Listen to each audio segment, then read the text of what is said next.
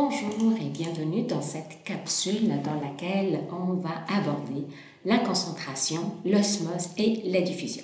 Pour commencer, on va faire un petit rappel. On a déjà vu que c'est quoi un mélange? C'est un mélange, c'est une association d'au moins deux substances pures. Je peux retrouver 3, je peux retrouver 4, je peux retrouver 5. Et dans lesquelles c'est un mélange soit solide, liquide ou gazeux, mais les substances doivent être dans le même milieu physiquement, c'est-à-dire la même beauté, le même contenant, etc. On distingue deux types de mélanges. Un mélange hétérogène, ça veut dire quoi? Ça veut dire que je suis capable de dire c'est quoi sa composition, quels sont les constituants à l'œil nu. Alors qu'un mélange homogène, c'est une association de moins deux substances pures, où je peux retrouver plus, mais dans lequel je n'arrive pas à distinguer les constituants. Donc on dit que dans un mélange homogène, je vais observer tout simplement une seule phase. Et un cas particulier d'un mélange homogène, on va l'appeler solution. Donc, la solution est un cas particulier d'un mélange homogène. C'est quoi la différence entre un mélange homogène et une solution?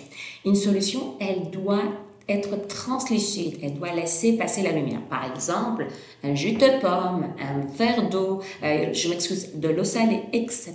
Donc, ça, c'est une solution. Et ce qui va caractériser la solution de plus, c'est qu'elle va être composée de au moins deux substances pures, mais dont les proportions vont être différentes. Il y a une substance qui va être présente en petite quantité, ce qu'on appelle, ce sont soit le soluté ou les solutés, et cette substance, elle va être dissoute, c'est-à-dire c'est elle qui va disparaître dans l'autre substance qui va se retrouver en grande quantité, c'est-à-dire majoritairement, et qu'on appelle le solvant. Et dans plusieurs cas, lorsqu'on a un soluté et un solvant, on aimerait bien comparer la quantité de soluté qui est dissoute. Par exemple, si je prends le matin, je vais préparer mon café et je vais mettre par exemple du lait, et c'est mon solvant, et je rajoute le sucre, d'accord? Donc, si j'aimerais comparer la quantité de sucre que j'ai mis dans deux verres de lait différents, qu'est-ce que je vais faire? Je vais utiliser une autre grandeur qu'on appelle la concentration.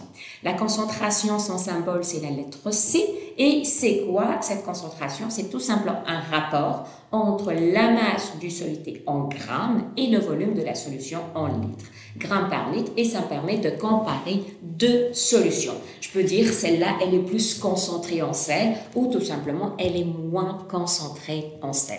Je vais arrêter avec cette capsule sur la concentration. La prochaine capsule, je vais parler plus d'osmose et de diffusion.